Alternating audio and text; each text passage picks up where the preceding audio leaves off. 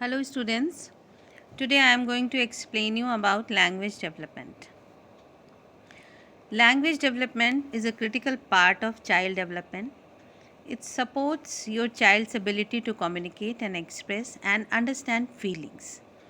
It also supports thinking and problem solving and developing and maintaining relationships. Language is a communication system that involves using words and systematic rules to organize those words to transmit information from one individual to another. तो language development को अगर हम definition के point of view से देखना चाहें तो language भाषा क्या होती है? भाषा जो होती है it is a means of communication. Language के ज़रिए बच्चा कम्युनिकेट करता है अपनी फीलिंग्स को पेरेंट तक, पेरेंट्स की फीलिंग को समझता है. ये लैंग्वेज कभी कभी उसके जेस्चर से होती है, नॉन वर्बल लैंग्वेज जो होती है उसके थ्रू कम्युनिकेट करता है. लेकिन जो वर्बल लैंग्वेज होती है जिसमें हम शब्दों का प्रयोग करते हैं उसका जो विकास होता है उसके कुछ पैटर्न्स होते हैं, उसकी कुछ स्टेजेस होती हैं and that language itself is having its own structure and its own rule to follow which are known as the rule of language जिन्हें हम grammar या syntax इत्यादि के नाम से जानते हैं. While language is a form of communication, not all communication is language. However, many people have asserted that it is language that makes humans unique among all of the animal species. So language, be it spoken, signed or written, has a specific component, a lexicon and grammar. तो जैसा अभी बताया था कि जो language होती है it is a form of communication. हम एक पर्सन से दूसरे पर्सन तक जो बात बताना चाहते हैं, sometimes it's very difficult to convey my feelings, my message through gesture. तो language is a very good medium through I can reciprocate with another person. तो language is a means of communication, language is a means of expression. हम अपनी feelings को, हम अपने opinions को किस माध्यम से एक्सप्रेस करते हैं वो लैंग्वेज होती है. और ये लैंग्वेजेस डिफरेंट कल्चर में डिफरेंट होती हैं और उनके अपने अपने नियम होते हैं. और ये लैंग्वेज ही होती है जो ह्यूमंस को दूसरी स्पेशीज़ से अलग स्टैंड करती है. तो इसके दो कंपोनेंट्स होते हैं basically, lexicon and grammar. Lexicon refers to the word of a given language. Thus, lexicon is a language vocabulary. यानी एक लैंग्वेज के जितने वर्ड्स होते हैं, जितने वैरायटी होती है, जितने शब्दों के थ्रू हम अपनी फीलिंग्स को एक्सप्रेस करते हैं उसे लेक्सिकॉन कहते हैं. तो किसी लैंग्वेज की जो वोकेबलरी होती है that is known as lexicon. Second is grammar. Grammar refers to the set of rules that are used to convey meaning through the use of the lexicon. Grammar एक set of rules होते हैं जो किसी भी language के लिए ज़रूरी होते हैं. उस लैंग्वेज को मीनिंगफुल एक अर्थ प्रदान करने के लिए ग्रामर के रूल्स ज़रूरी होते हैं.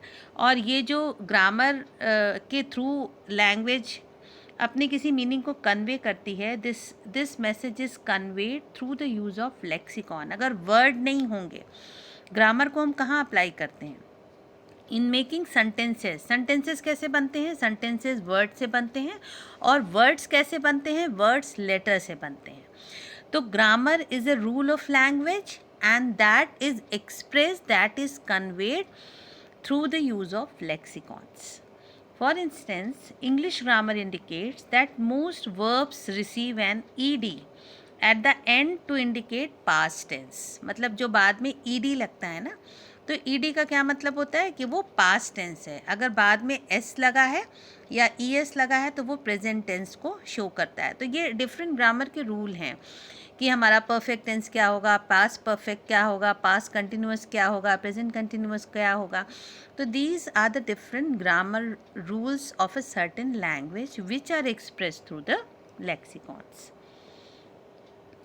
Words are formed by combining the various phonemes that make up the language. Now, what is the language?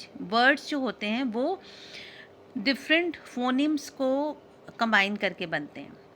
अब ये फोनिम्स क्या होते हैं? Phonemes for example the sound आ वर्सेज ई is a basic sound unit of a given language and different languages have different sets of फोनिम्स.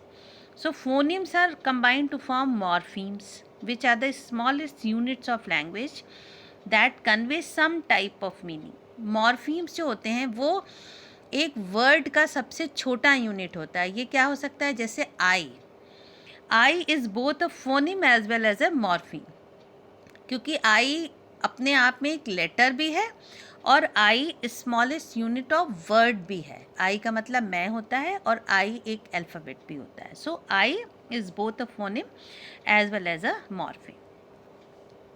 Now language development has various stages. एक बच्चा जो पैदा होता है वो एकदम से बोलने में बिल्कुल फ्लुएंसी नहीं आती है उसके.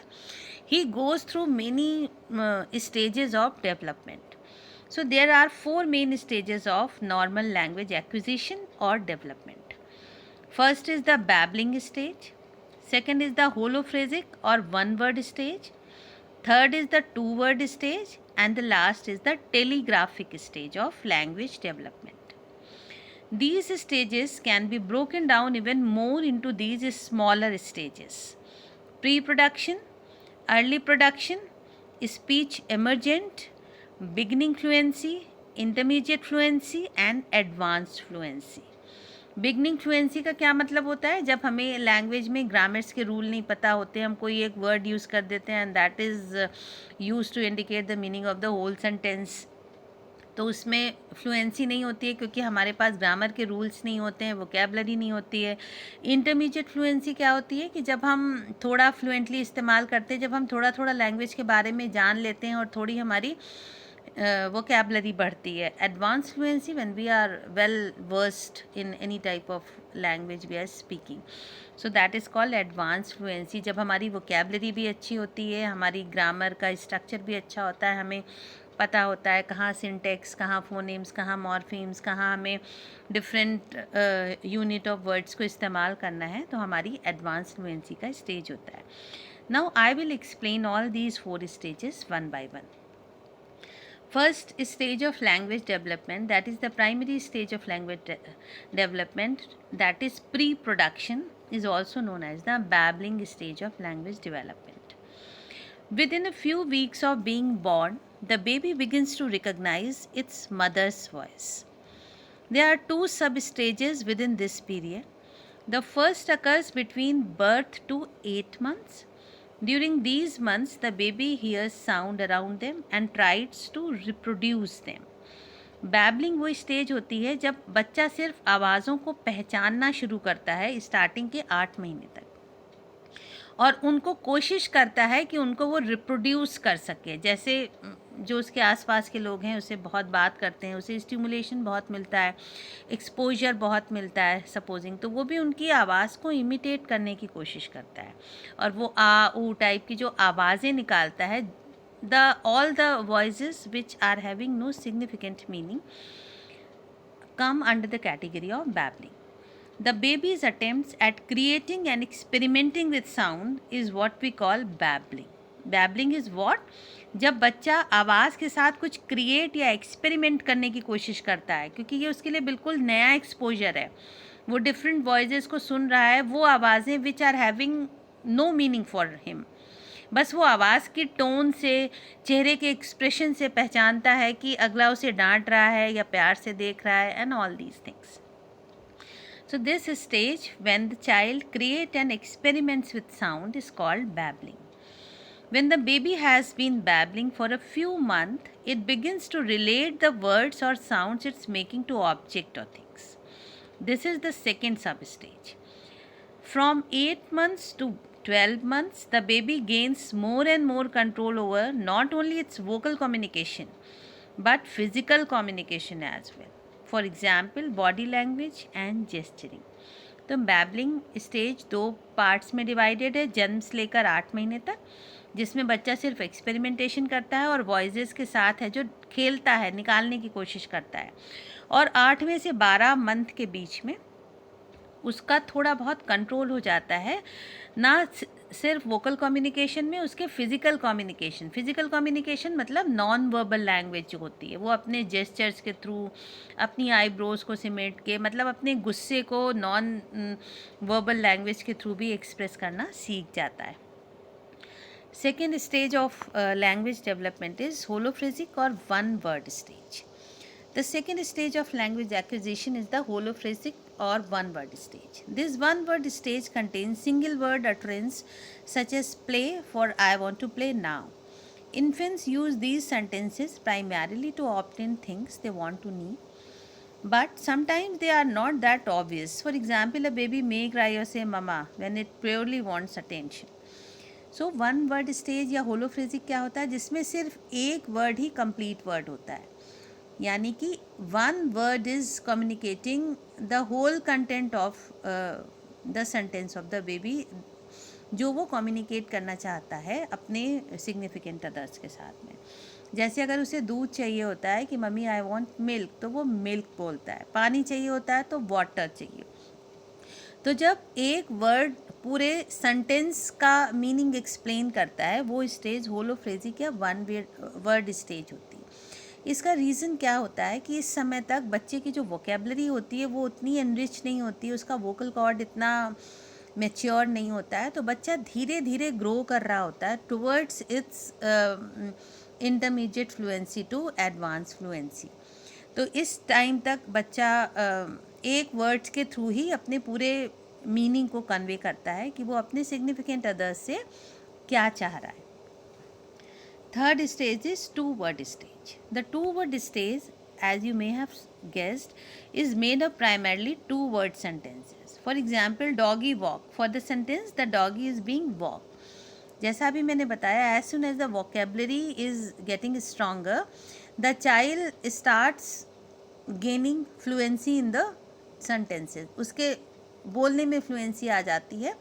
और बोलने में फ्लुएंसी क्यों आती है? क्योंकि जब उसकी वोकेबलरी अच्छी होती है और उसका जो ग्रामर होती है वो स्ट्रांग हो जाती है. जैसे जो लैंग्वेज के लिए हम कंफर्टेबल नहीं है, जैसे मान लीजिए if I am not comfortable in English, तो वाई इज़ इट सो? क्योंकि हमारी इंग्लिश की वोकेबलरी उतनी अच्छी नहीं है और हमें इंग्लिश में ग्रामर के सिंटैक्स के बारे में उतना पता नहीं है.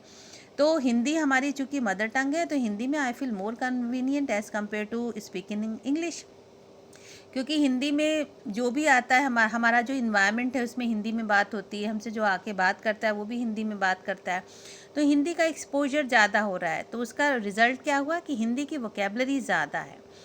तो कोई भी लैंग्वेज जिसकी वोकेबलरी ज़्यादा होती है, जिसका स्ट्रक्चर हमें ज़्यादा पता होता है, जिसके ग्रामर के बारे में हम ज़्यादा जानते हैं, उसमें हमारी फ्लुएंसी ज़्यादा होती है. तो जैसे जैसे बच्चे की वोकेबलरी बढ़ती जाती है, वो वन वर्ड स्टेज से टू वर्ड स्टेज में आता है. And this is known as the third stage of language development of a child.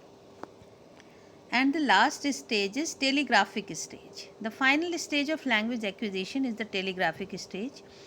This stage is named as it is because it is similar to what is seen in a telegram, containing just enough information for the sentence to make sense.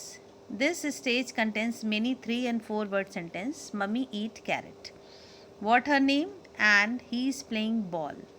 During this stage, a child's vocabulary expands from 50 words up to 13,000 words. Telegraphic stage में क्या होता है?